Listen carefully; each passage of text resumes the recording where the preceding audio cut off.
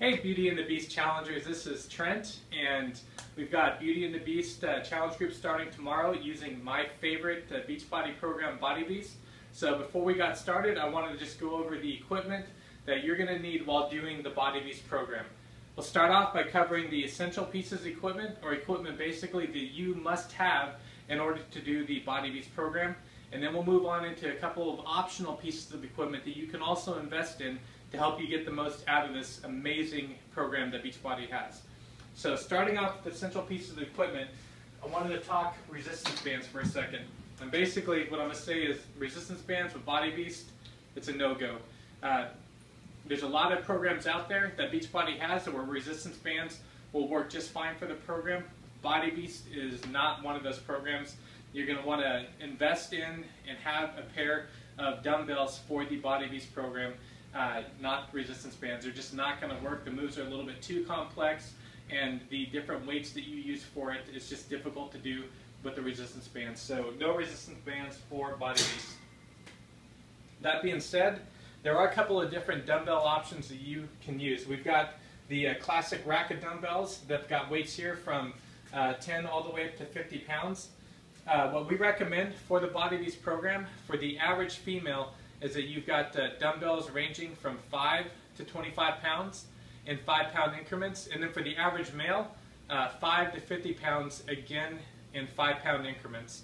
And you can choose, again, the classic weight rack here if you've got the space and the money for that. And then another option that a lot of people use, especially if they are space limited or on a budget, is they'll invest in the selectable dumbbells. And these right here are Power Blocks. That's one of the main selectable dumbbell brands. These are a little bit overkill. They go from basically 10 pounds up to 180 pounds each side with 2.5-pound increments, but they're a good product. The one thing that you will notice about the Power Blocks, though, is that they don't really have a standard dumbbell shape, and your arms are kind of caged in there. So with some people, that's going to bother them, especially if you're used to having a standard sort of dumbbell look right there. So a little bit different feel to those. I've gotten used to it, and it doesn't bother me that much, but maybe something to take into consideration. Besides Power Block, you've got Bowflex has their brand of Selectable dumbbells. A lot of people like those, and then even Walmart has a partnership with Gold's Gym. They've got their Switchplate 100s. I own those, and I like those quite a bit because they also have a similar feel with the dumbbells. And most selectable dumbbells do range from about 10 pounds up to 50 pounds, so they'll have you covered. The last option that you can do, and it's one that I don't recommend, is you can have the old school little bars with the weights that you can buy that you can screw the weights on there and use that. The problem with those is that you're not going to have a whole lot of rest during Body Beast in between sets. So it's important to have your weights ready to go. These, you should have enough time to switch out, but trying to screw and unscrew weights and add and take them off, it's going to slow you down, and you're not going to get as good of a workout with it because of that. So besides the essential dumbbells, you're also going to need either a stability ball or a bench. You can pick up stability balls anywhere, usually about $30 for a decent stability ball. And the pro with the stability ball is it is cheap, and it's fairly portable. The con with it is that you're never really in the same position when you're doing the different sets, so your incline's going to be a little bit different, and it's hard to get completely flat with them. The other downside with the stability ball, in my opinion, is you're just not going to be able to push as much weight on a stability ball as you are with a standard bench. So my recommendation for the program is that you have a bench. This is a pretty cheap bench that I picked up at Walmart for about $30, and it does the job just fine. You want one that is adjustable from flat to an incline, and then all the way up to 90 degrees. And again, I picked this one up for 30 bucks, and it's really all you need for the Body Beast program.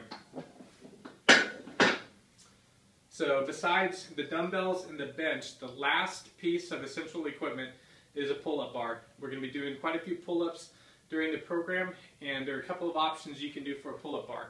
We've got this option right here that's attached to my roof, and it's worked just fine for me, and it's very stable and secure, so it can support a 220-pound guy just fine. The other option you've got is a power rack, like this one right here that's got a bar associated with it too. That works pretty good as well. The only issue with this is that for tall guys like me, we're going to have to kind of cheat and bend our legs while we're doing the push or the pull-ups, because without it, our arms are already bent when we're trying to do a rep. The last option you've got, which is probably the least favorable option, would be to purchase a door attachment and do one of the pull-up door attachment varieties. Again, the issue with those is they can damage your door frame, and usually you can't put as much weight load on them. But no matter what option you choose, make sure that you've got it secured and that it's able to support your body weight for the movements. So if you can't, for whatever reason, get a pull-up bar, there is an option to use resistance bands with a door attachment. I don't recommend that, but if that's all you can do, then feel free to do that. You're just not going to get as good of a workout by doing that sort of option. But that is available to you. So now that we've covered the essential pieces of equipment, a couple of extras you can invest in. First of all is an easy curl bar. So why do they call it the easy curl bar? Well, an easy curl bar is bent, which takes a little bit of strain and pressure off of your wrists. And there are two different varieties typically of easy curl bars.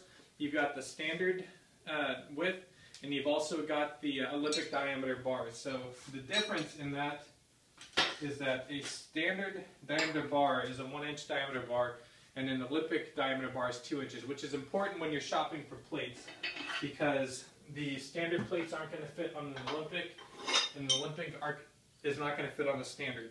So here's two 2.5-pound plates. This is a standard, and this is an Olympic, and as you can tell, there's a huge difference in these plates. So just make sure that you are matching up whatever bar you decide to purchase with your correct sort of plate. Plate recommendations for the Easy Curl bar: 2 2.5-pound plates, 4 5-pound plates, 2 10-pound plates, and 2 25-pound plates should cover you for everything you need with the program. The last thing that you can invest in would be the pull-up assisting the Beachbody sells, and that's going to help you with pull-ups, and I will cover that more in a later video when I go over pull-ups. Anyway, we've got Body Beast starting tomorrow morning. I am pumped to get ready to go, and I hope you guys are too. It's time to beast up.